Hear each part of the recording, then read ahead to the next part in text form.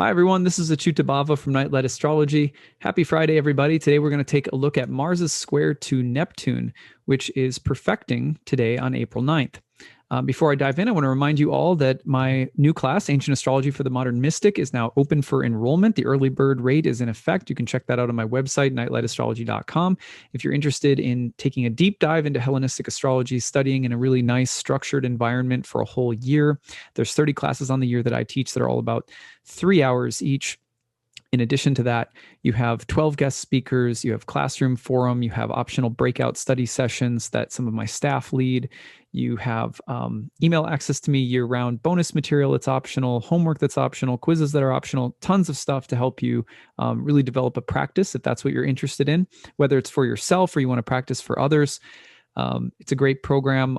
I feel like it's something that I've been making and remaking for the bulk of my career as a professional astrologer. I put my whole heart and soul into it. So if you're interested in going a lot deeper, check it out. If you have any questions, feel free to email us, info@nightlightastrology.com. All right. So that being said, let's put the real-time clock up and take a look at Mars squaring Neptune. So here's the square between Mars and Neptune. It's been building all of this week, perfecting today. And you will also see that this transit you'll still be feeling it for the next couple of days as Mars passes over the square to Neptune. So you can watch for that, like the next 3 or 4 days to be in effect as well. All right. So what does it mean? Well, here you've got the martial god, the god of war, conflict, a god that is associated with fighting for causes like a mission or a crusade, as well as Mars is related to martyrs. The word martyr, like the root of Mars, come from the same place and has the connotation of dying for something that you believe in. So Mars Neptune is really interesting because Neptune is this sort of subtle, timeless, imaginative, illusory archetype that is often associated with things that are intangible and sort of vast or sublime, ecstatic, but also imaginary, fantastical, imaginary in both good and bad ways. And as someone who likes the imaginal, I say that. And Neptune is also connected to intoxication, the desire to be disembodied, as in state of drunkenness or being high or blissed out. So Neptune's a very vast symbol of its own. And when you put them together, it's a really interesting combination. For one thing, Mars loves to fight. Neptune loves to give some kind of intangible, transcendental cause or mission. So you'll find these kinds of holy crusades or a numinous sense of calling or purpose that's very muscular and strong and charismatic behind Mars and Neptune dynamics. The archetype of the missionary who goes into a place where they might be killed, or the idea of someone who risks life and limb and sacrifices a lot for something that they believe in, whether it's a warrior, something political, something philosophical or spiritual, literally a martyr who will die for something bigger. Now, you can also have the kind of Don Quixote archetype where there's a tilting at windmills, thinking that they're dragons, or a sense of the masculine as almost like a delusional charade, where the masculine is taken in by some intoxicating potion, and even the ant thinks that it's Hercules. So it's like there's that kind of almost like delusional masculine quality.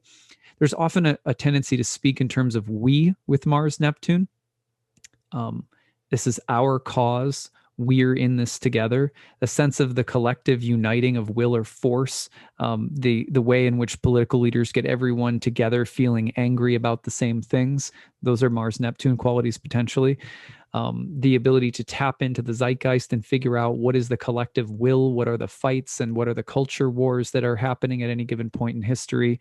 Neptune, Mars people are sometimes particularly aware of those things. Sometimes you have the anti-hero or the weakening or dying hero or the failure of the hero. Mars Neptune will sort of dissolve or weaken. Neptune will sort of dissolve or weaken Mars, but Mars may also tinge Neptune and make the hero very glamorous and otherworldly and perhaps unreal or unobtainable. You also have this idea of Mars as very masculine and potent and sort of muscular, but this kind of strength or masculinity could be subtle and almost magical. For example, think of the sex appeal of, I mean, I was when I was doing this, I was laughing because I was thinking about it in my childhood. But if you guys remember David Copperfield shows, like I don't know if he's even still alive or doing magician. I think he's still alive, but magic, these incredible feats of magicianry, these tricks that he would do, optical illusions. He would make boats sink in the Bermuda Triangle, like all sorts of crazy stuff. There were always really beautiful women on stage with him, and he was always very seductive. And so that Mars Neptune can be like the sorcerer conjurer with a leopard bikini on or something.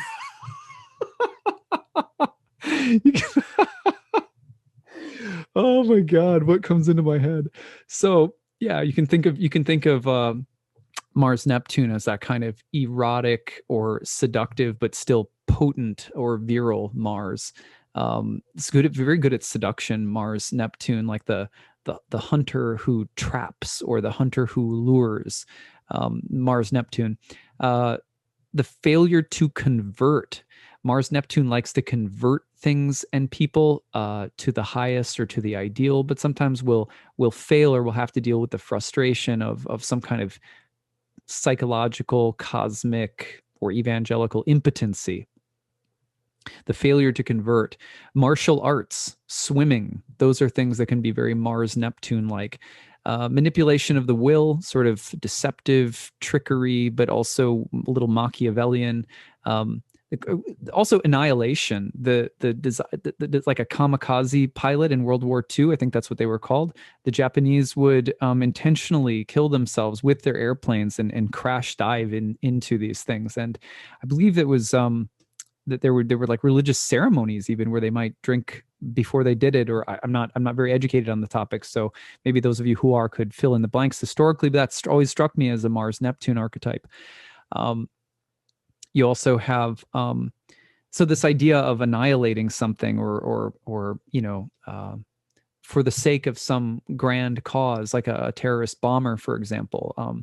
You also have the complex way in which trauma, sinners, and saints are all related to one another. There's a funny way in which Mars Neptune can speak to both trauma, collective trauma, personal trauma, as well as the release from trauma that happens in a very physical way. But it can also speak to a tendency to feel victimized or to feel persecuted, like almost like a hero with thin skin.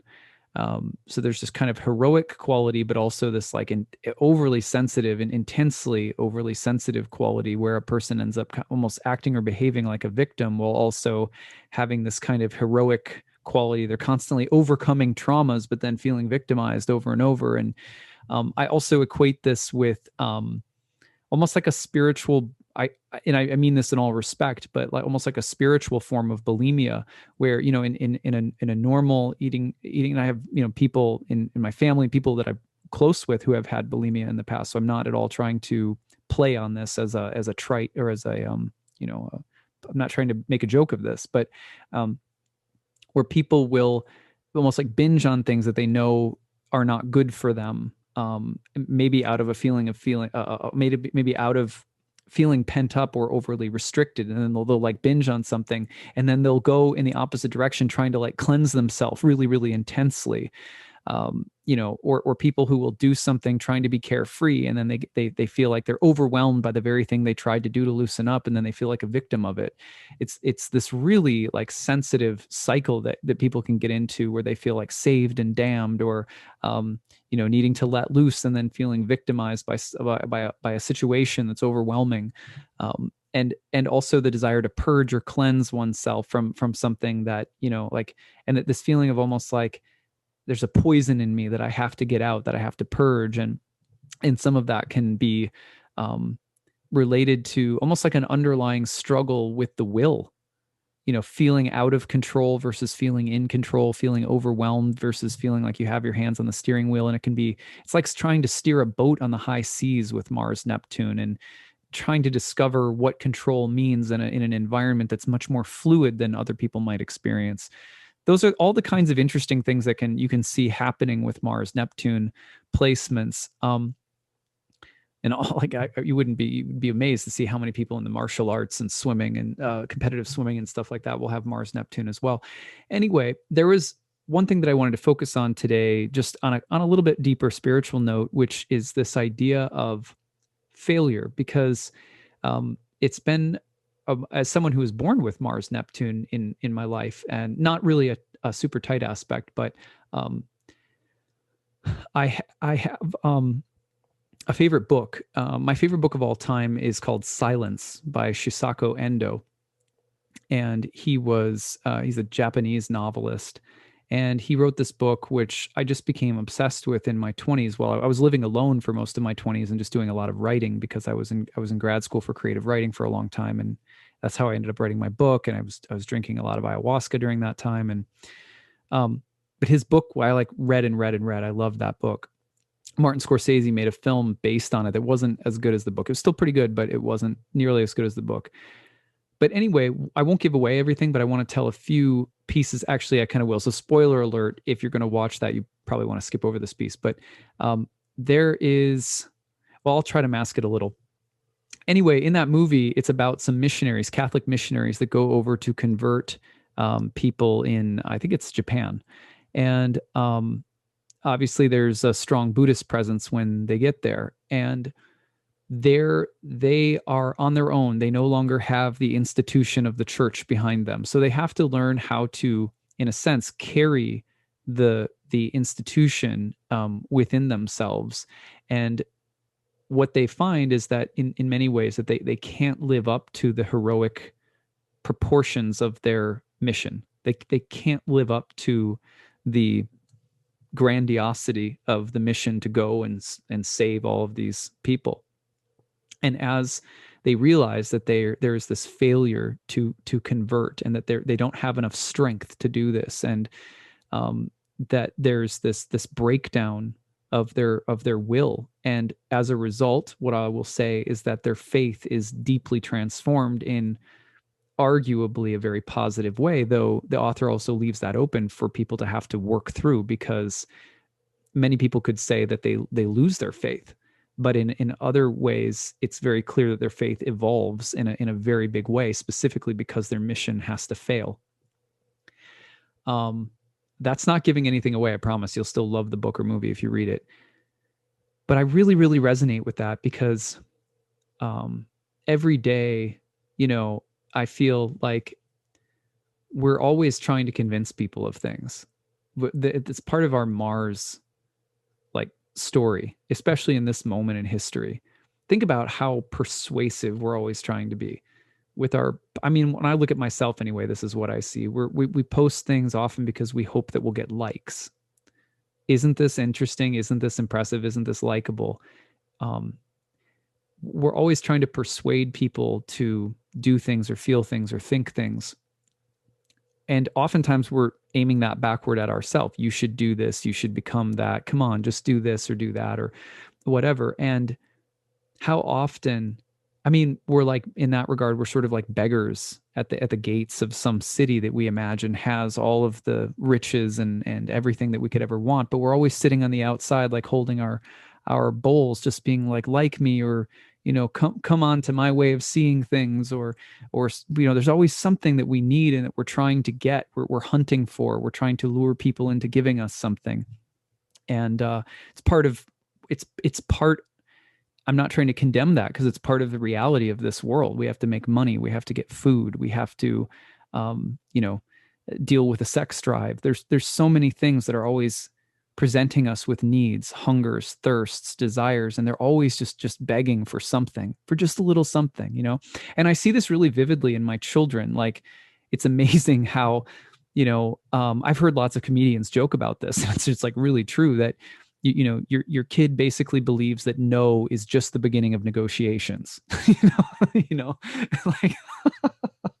You say no to your kid and they're like, okay, but just how about this version? No, no, no, still no. Okay, but that's cool. But how about this version? By the end, you're like, okay, look, this version is okay, but that version is not. And they're like, thank you for doing business. Now give me my 1/3 of a cookie. Right. And you're like, what the hell? Like, how did that like, how did that just happen? Right. But you can see it so clearly, and in kids, it's so innocent. Like, it hasn't taken on so much of the baggage that comes, I don't know, later in life. It's still just a sucker, or it's still just, can I watch some TV? It's still something that's pretty innocent.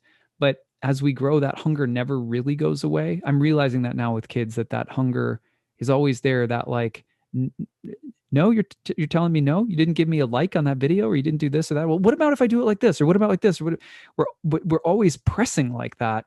And what I love about Mars Neptune transits is that there's an opportunity to fail, to just kind of realize that it's the end of the day. I've been holding out my bowl all day, and my big effort to get something has failed. It hasn't gone the way that I thought it would go.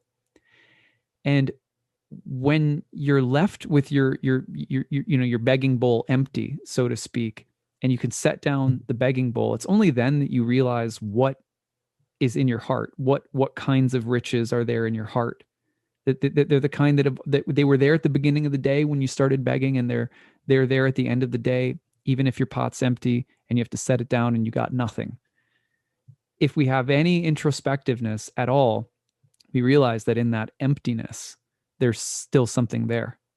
And if we start tapping into that, it's so rich, it's so rewarding. Mm-hmm. And so, Mars and Neptune often deliver an opportunity to taste the sweetness of failure, to taste the sweetness of emptiness, or the inability to convert my desire into a realized accomplishment.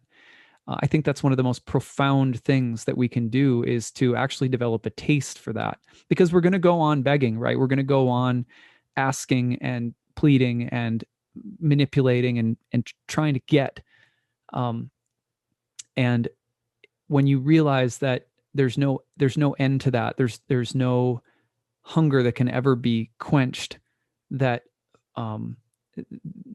there's a real freedom and a release that comes. We can release the will and surrender. And that's part of the Mars Neptune archetype, is this idea that when you reach a place of utter surrender, we start to realize the actual function of the will, which is not to hunt for personal desire or gain, not to protect against things that might take something away from us, that without which we think we'll be unhappy.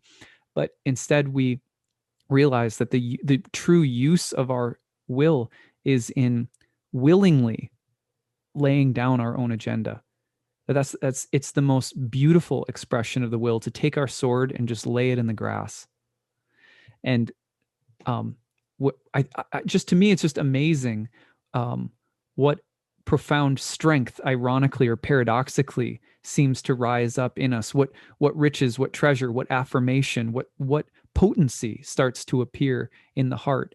And we realize that kind of potency I can't hang on to. I never need to hunt for, and I never need to defend or protect. It's the real thing. So that's, to me, and that's such an interesting part of that book that I love so much, Silence, is that when the missionaries encounter Buddhism, and their ability to convert, their big plans and their big missions, and their sort of failure to convert, is also meeting with Buddhism and the quality of emptiness that comes through, in a sense.